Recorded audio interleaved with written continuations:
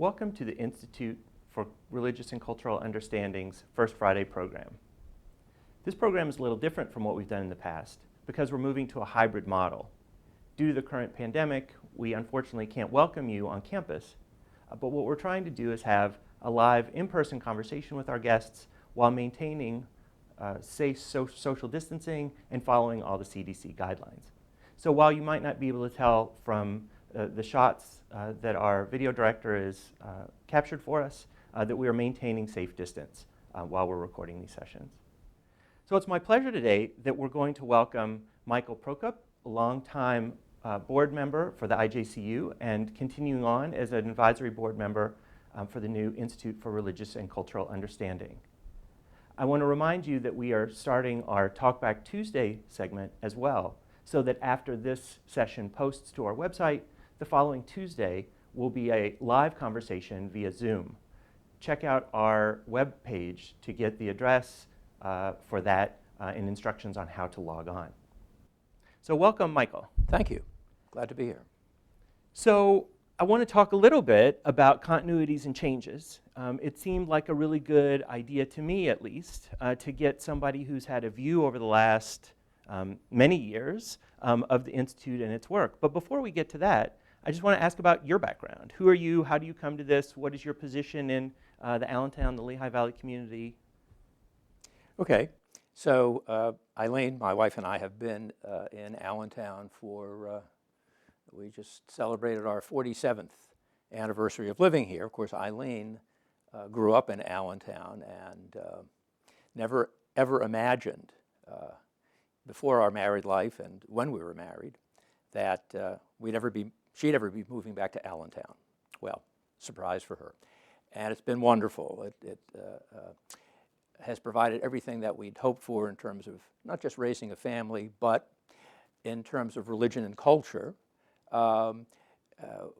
We, in our own separate ways, have carved out our places within the Allentown community. For me, almost from the day we moved into our home in September of 1973, and the first people to come and visit us, first three visitors in order were from Temple Beth El, the Jewish Community Center, and the Jewish Federation. My involvement, my passion for the better part of 30 to 35 years was Temple Beth El. I did everything from washing dishes to twice serving as president of the congregation, serving as the chairman of its board, head of its ritual committee. It was a great part of my life. Judaism, conservative Judaism, has been a very strong part of my life since I can remember the earliest days of sitting in Hebrew school in Everett, Massachusetts, where I was born and spent the first 10 years of my life. And everything that I've experienced through Temple Beth El has just enhanced and enriched our lives, the lives of our children, and now it's been passed on to the lives of our grandchildren. You mentioned my involvement with the Institute. Eileen and I came to Institute programs before either one of us was officially involved. As you know, Eileen has been very active with the program committee, and we participated, attended many of the Institute's events. Probably the most intensive experience we had before either one of us, I going on the board, Eileen participating on the program committee, it was perhaps, I'm going to say 7 years ago, 8 years ago. The board of the Institute held for lack of a better description, almost a town hall to discuss the issue of whether the focus, whether the mission of the Institute should be expanded, especially, and this was post 9/11, and several years post 9/11 anyway, whether the mission should be expanded to get out of the construct of Jewish-Christian understanding and include the Islamic faith, for example, as part of that, without trying to recount any specific details. I can tell you the conclusion. The conclusion was that no, it would remain the Institute for Jewish-Christian Understanding. And I relate this because we've undergone a sea change, not just the name, not just the branding, but the mission is now different.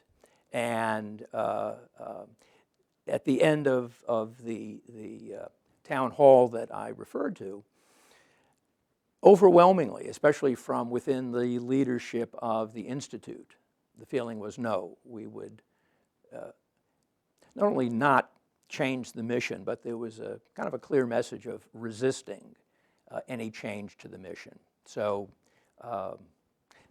the wheel turns, and here we are, perhaps again 7, 8 years later, and we're at a different place. I went on the board of the Institute. You referred to me as a long-time board member. I suppose I've been on the board for 5 or 6 years, long enough to have a pretty good feel for what overwhelmingly was demonstrated over the years, and that is the commitment of not just members of the board, but staff, Peter Pettit.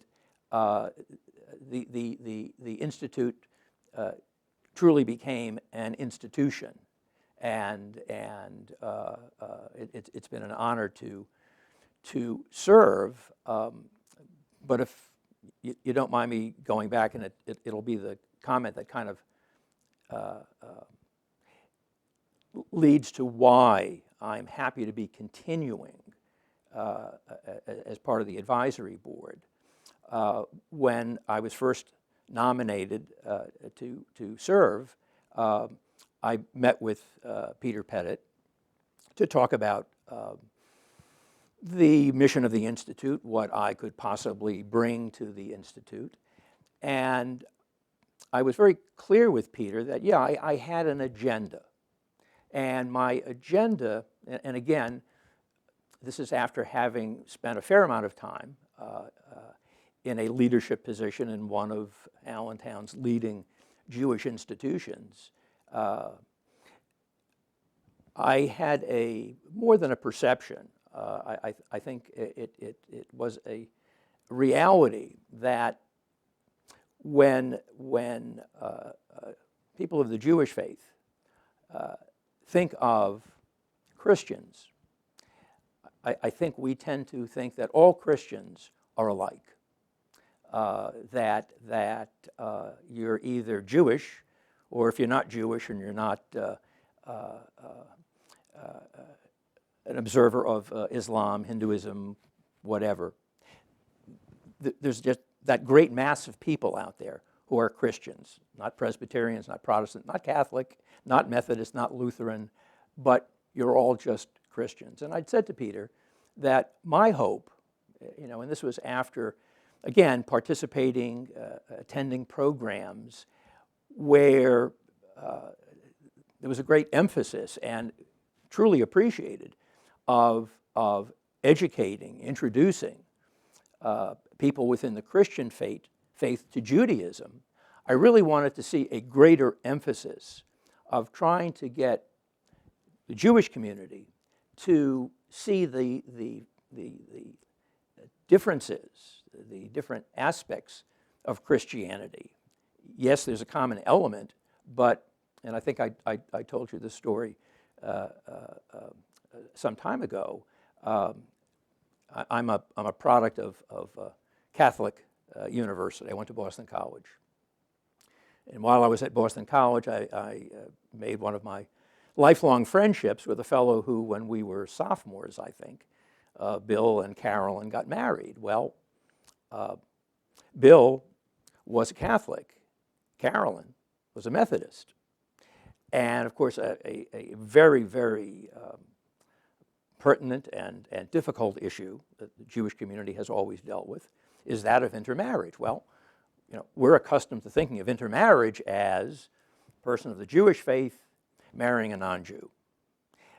We would never, and I don't mean to paint with such a broad brush, but I don't think it's unfair. We as Jews would never think that, well, within Christianity, there's no problem with one Christian marrying another, until I attended and participated in the ceremony of a Methodist marrying a Catholic, which would have had the same effect on my grandparents, may they rest in peace, that if I had gone out and married outside the faith. And it was kind of with that attitude that I wanted to come on the board of the Institute, with the hope that there could be a greater exposure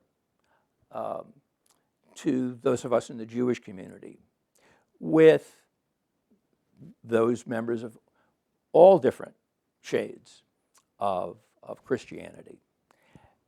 And I'm really pleased and excited to say that the reformulation of the mission for the Institute kind of brings me to the place that I've always wanted to be in terms of participating and trying to influence in some way the Institute as it goes forward. So I've talked enough. No, you're here. Yeah. You're the guest. We No. want you to talk.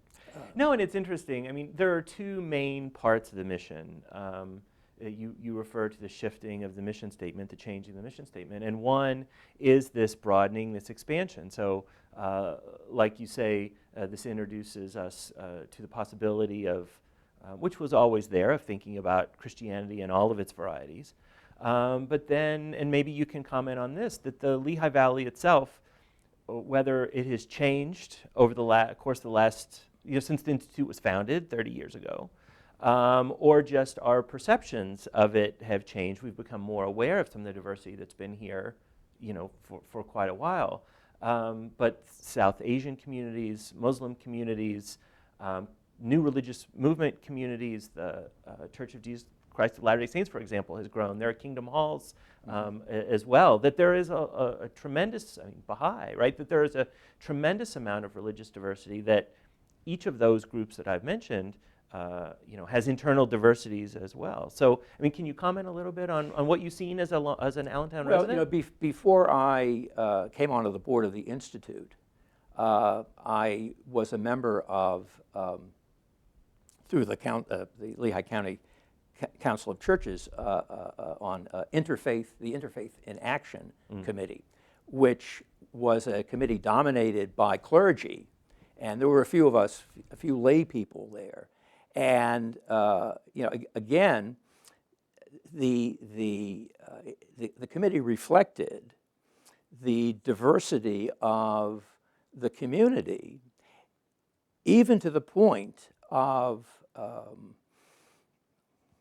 and I don't mean this in a derogatory way, but what many people would consider fringe faith communities. This was a committee that was very sensitive and was reaching out to try to, again, introduce people and give exposure to all manner of faiths and faith systems. I think that's one of the attractions of the Lehigh Valley, particularly Allentown. I kind of regret that in some respects that I didn't grow up here to appreciate what life would have been like back in the 40s and 50s when the geography of Allentown wasn't as crystallized as it is now. A lot of the people, for example, from the Jewish community who live in the west end of Allentown, well, for them, the heart of the Jewish community was east of downtown Allentown, in an area that is now largely dominated, has had a very healthy population of our Syrian community. And everybody mixed together. But over the years, the Jewish community moved. out of that area. You know, the Jewish Community Center was just outside of Center City, Allentown.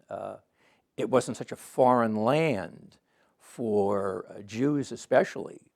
Now we're sort of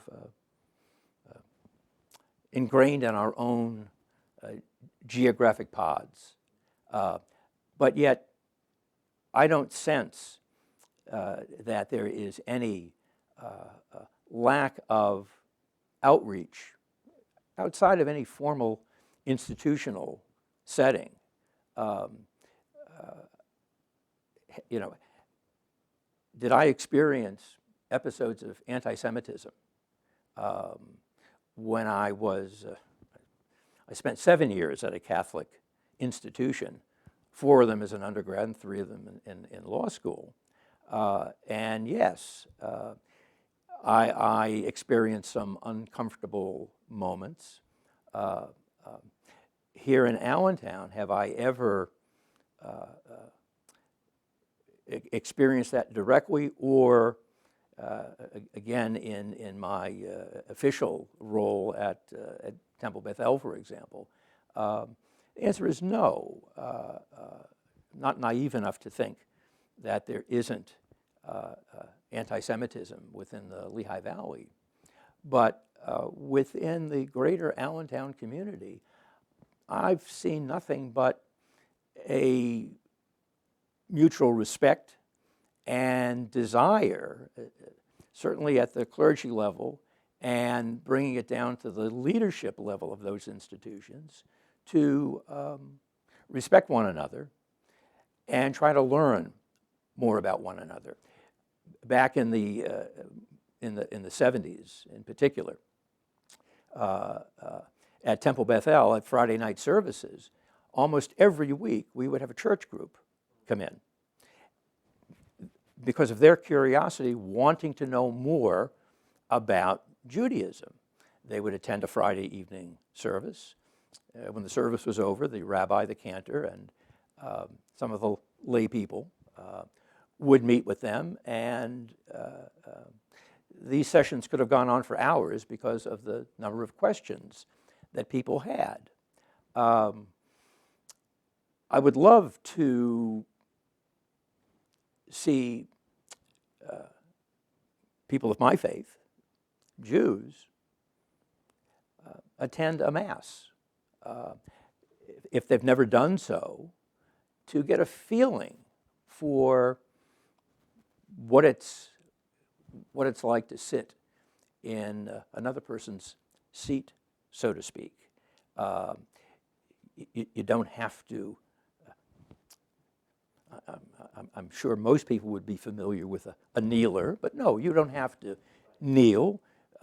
You don't have to pray. You don't have to acknowledge that there's any faith relationship here. You just have to listen. Just have to observe, especially the readings from the New Testament, especially the homily delivered by the clergy, to realize something. The commonalities, what everyone is looking for out of their religious experience, isn't that much different. We all want to achieve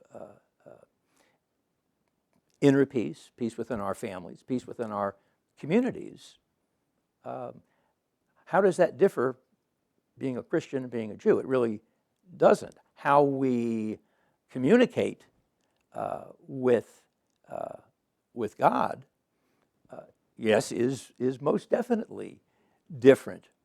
But again, and again, when you and I spoke recently, I made reference to one of the sessions that A.J. Levine conducted at last year's Wallenberg Honors. And that was the one where she discussed the parables of Jesus. Now, as someone who did take Catholic theology for 3 years at Boston College, I had a little familiarity with some of the principles that she was discussing. parts of the New Testament. What I would like to see Jews be able to do in entering a church and desiring to learn about what various branches of Christianity think, observe, again, is to listen to what Jesus said as a person. You don't have to listen to it as a deity. Listen to it as a person and realize that the message isn't that much different in its overall objective than any other religion, irrespective of whether that religion recognizes Jesus as the Son of God. Again, it is peace, it is respect, kindness, compassion, and love. It's pretty hard to argue with those as the common elements of any religion, and it's kind of why I see the Institute for Religious and Cultural Understanding as being the appropriate jumping off point for getting us as an organization on that track of not just understanding the religious aspects of whether you're Catholic, Methodist, Jewish, Hindu, Buddhist, what have you, but understanding how that interplays in our cultures, our day-to-day life, how we conduct ourselves, how we should conduct ourselves. And the fact that Muhlenberg is doing it in the context of both an academic setting where the faculty and the student body, in a much more general sense than I think it was previously done, will be exposed to and exploring the themes and all aspects of religious and cultural understanding, and bringing that into the community. It goes without saying we are in strange times. We are in uncharted waters now.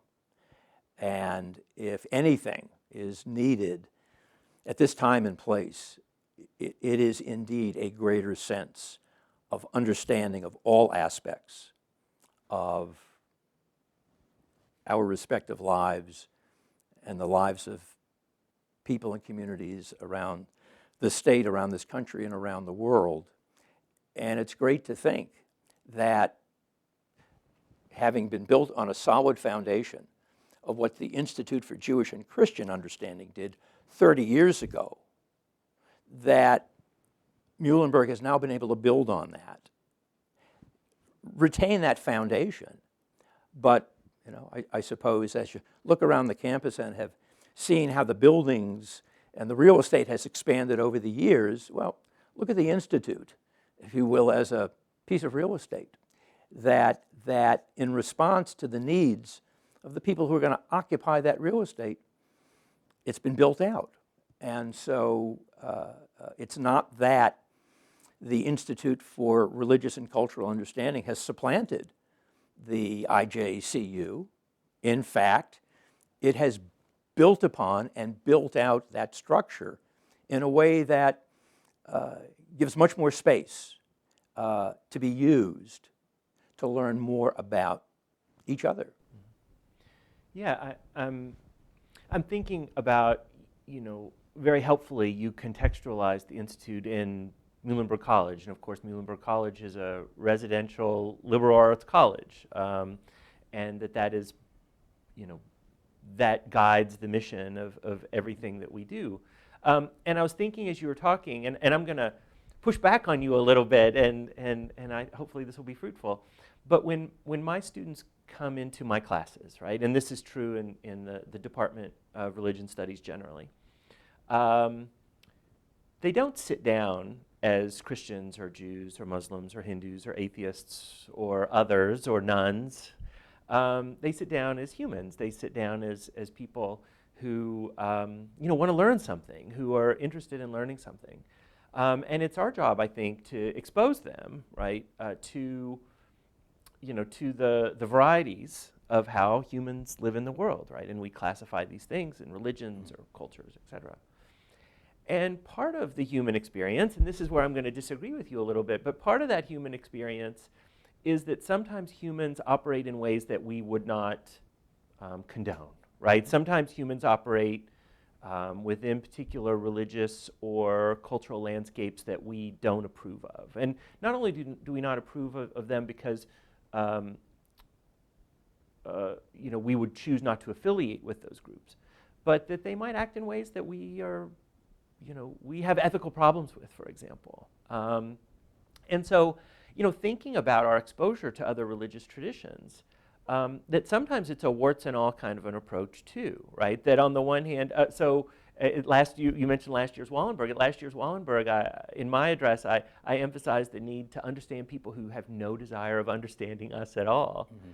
So I mean, how do you see, this? We could walk, from campus very short amounts of time to find people who are not interested in who we are or what we think, right? Because they have all of the right answers. I would argue that those people, it's equally important for us to understand who those people are, right? If we want to understand our world, because they're part of that world. Sure. I mean, how do you see that dynamic? Yep. So to go to the immediate cliche that comes to mind, there's the trough of water, there's the horse. How are you going to bring the two together? What we can do, and this is true of almost all aspects in our lives, we can make the resources available. We can publicize, we can make sure that we do everything that we reasonably can, short of knocking on doors and dragging people out. But we do everything that we can reasonably do to reach out, to make it known what resources we have available here. Look, there are certainly a larger than we'd like to believe number of people who just don't want to have any contact with any religious organization, any cultural organization, any educational. So be it. That's the way life is, has been, and will continue to be. To just write those people off and say, well, you know what, we have no obligation to try to influence their thinking, to try to get them to that trough. Well, again, no, we aren't going to beat people over the head and drag them in. But what we owe them, what we owe any community, is creating those resources, making it known that they're available, and trying to make a reasonable effort for people to take advantage of it. It's up to them. I'm a libertarian at heart. We can create structures, we can create these resources, but if you want to avail yourself of them, fine. If you don't, well, let's hope that we continue to live in peace and that our lives don't intersect in a way that is other than respectful and peaceful. That's sort of a Pollyanna view of life. But my wife would tell you that I don't always seem to be the friendliest and most outgoing person. That's only because, in spite of having been a lawyer for 47 years, I basically have a shy nature that inclines me to leave people alone. It leads me to a place of not wanting to impose myself on you. By the same token, I don't want to see governments, institutions, imposing themselves necessarily on people without some sign of consent that you're willing to be imposed on. So, again, publicity, whether it's in the form of mailings, whether it's in the form of video presentations that are available. Again, those are the kind of resources I'm talking about. Those are the things that you can expose people to their availability. But you know what? It's then up to you to take the next step. I'd like to think, I've always had a sort of resentment for Tom Brokaw. I said, Tom Brokaw, I mean, icon of television, the news, the greatest generation. And therein lies the bone I wish to pick, and I hope its relevance will be seen in a moment. I have had the privilege of practicing law with some of the greatest lawyers that the Lehigh Valley has ever produced. One of whom, my dearly departed former partner, Charlie Noonan, who, when he got out of college, taught English, and so we were all held to a very high standard when we wrote, when we spoke, to use the English language, grammar, syntax correctly. And so when I think of the greatest generation, and again, my father was a World War II veteran, I get to enjoy the good life, the blessings that my family has had all these years, again, on the shoulders and because of lives that were given, that we be able to get to this time and place.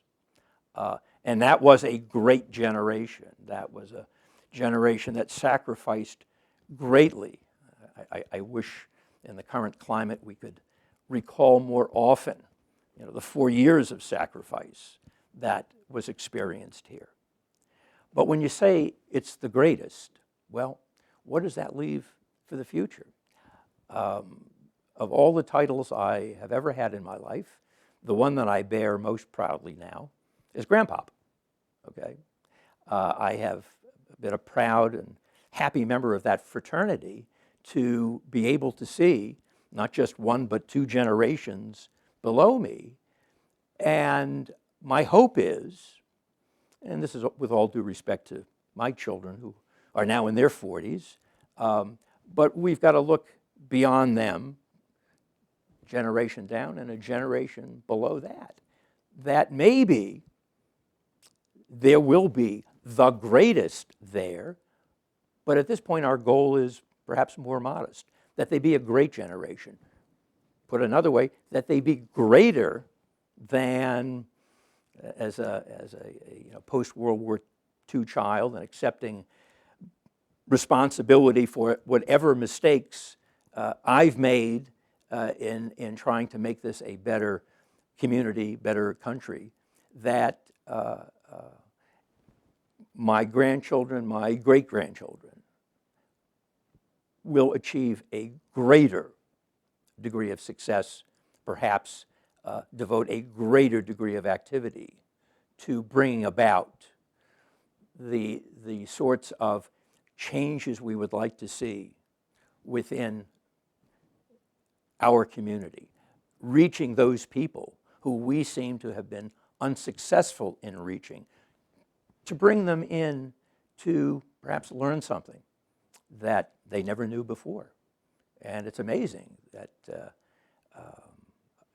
I am happiest when I am proved wrong, that I really don't know everything, that every day there's an opportunity to learn something else. We are, and you'll forgive me, Chip, we are teeing up. We talked about golf before we started this session. What the Institute can do is tee up that opportunity for people to learn for people to participate in a big way, in a small way, as long as it's in some way. Yeah, and I would sort of turn the tables a little bit as well and say that getting new relationships in the community, new blood active from communities that we haven't been as active in the past, can be a challenge, and hopefully is a challenge to our current constituencies, current stakeholders, whether that be people in the community or people in our classrooms or faculty and staff at the college. That being introduced to different people with different ways of understanding the world is a challenge, and sometimes that challenge is slight, and sometimes that challenge is profound. And if you'll forgive me an analogy, my wife and I are great lovers of cheese. And so when you go to the local Wegmans or the local cheese shop, there are different cheese plates, and some of them are less adventurous, and some of them are more adventurous. And I think sometimes when we're talking about appreciation of anything human, whether that be art appreciation or cultural appreciation, or that there can be a challenge there in order to suspend that knee-jerk reaction of, and to really understand something for what it brings to you and what it has to offer, rather than our preconceived notions. Well, and I think that little experience I had yesterday. So my office is at 21st and Tillman, and I consider myself part of the greater Muhlenberg community. I thought it would be a bit over the top if I put my Muhlenberg cap on, which I keep in the office, and I wear, when I walk around this part of the West End. And I am out walking frequently because one of the greatest blessings bestowed on me is that I get to have my dog with me every day in the office. Now, she's very upset lately because, as you know, there's an awful lot of construction that's taking place.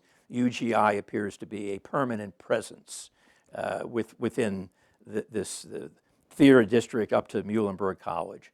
And she is not at all happy that she has to put up with the noise and the dirt and walking not in a straight line, but across people's lawns, what have you. Well, we reached 22nd and Allen yesterday morning, and there were a bunch of, maybe about 5 or 6 of the construction workers putting in the new curb cuts at the intersections.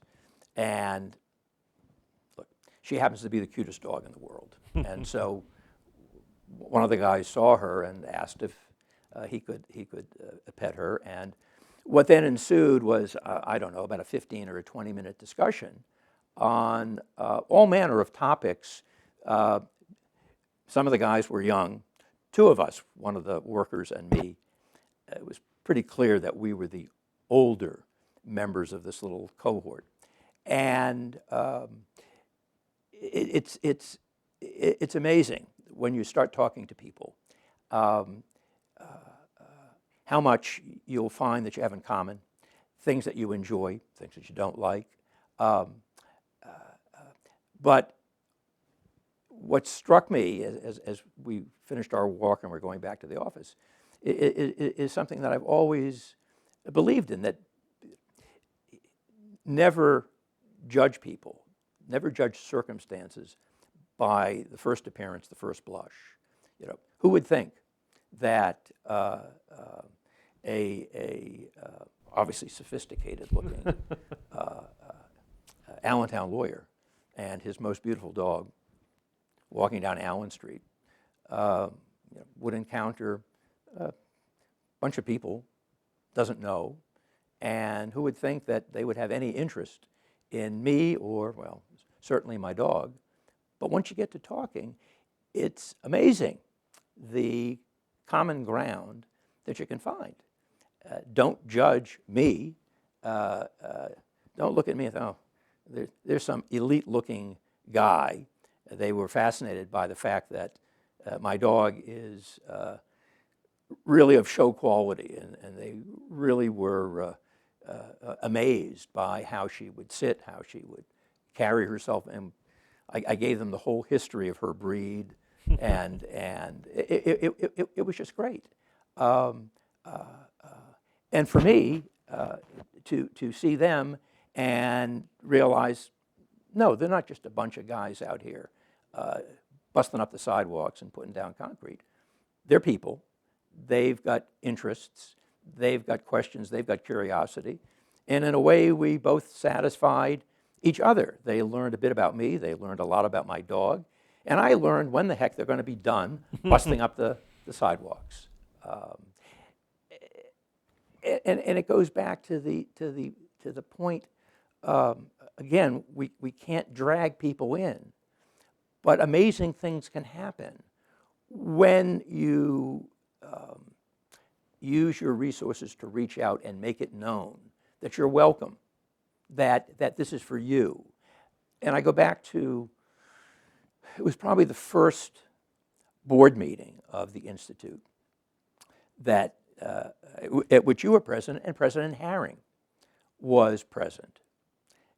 And she made it clear, because there was a good bit of skepticism around the room, that, what is happening here? And she was careful, and I think the actions since have been consistent. She was careful to make it known that the resources, the outreach of the Institute, would not be withdrawn from the community, that this was not going to be confined within the four corners of Muhlenberg College. Yes, an objective is to expand what the Institute does and is capable of doing to benefit the educational, the academic community here, but that wouldn't be at the expense of recognizing that it has always been, it has been part of the DNA of the Institute that we be a part of the community. And that's why I think the care, the time that has been spent planning and thinking about how best to introduce the newly envisioned Institute to the community has been done in a very thoughtful, in a very careful manner, and in a manner that will, again, to go back to my building analogy, really integrate this new wing, this expansion, onto what already exists. And so for those who haven't been exposed yet to the message that you just sent out, I think yesterday, I would encourage people to read the words of Professor Gruen. It doesn't take a lot of time, about a page and a half, along with the mission statement. Read it and think about it.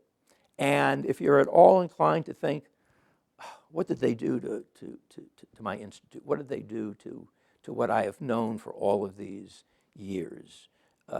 Is this going to be the new Coke? Am I going to like this? Read it. What you'll read and take away from that will pique your curiosity. And what you'll find is that it is with the same dedication to the previous mission that Muhlenberg College is rededicating itself to a commitment to a new mission that will, for the next decade and the decade after that, and perhaps the decade after that, who knows, it may morph into something else. There may be other wings built, but the message is it's here to stay, and it's a great message. Well, thank you, and thank you for those kind words, and thank you for coming and talking about this. I think, one of the ways that we talk about this is that there are lots of continuities, but there are changes as well, and I think being open and able to have these conversations is really helpful for all of us. Well, thank you. I've enjoyed the time we spent together. All right. So look forward to additional First Friday conversations. We'll be expanding, to use my metaphor again, that cheese plate, and introducing us all to new experiences, new communities that are all around us. So until next time, thanks for tuning in.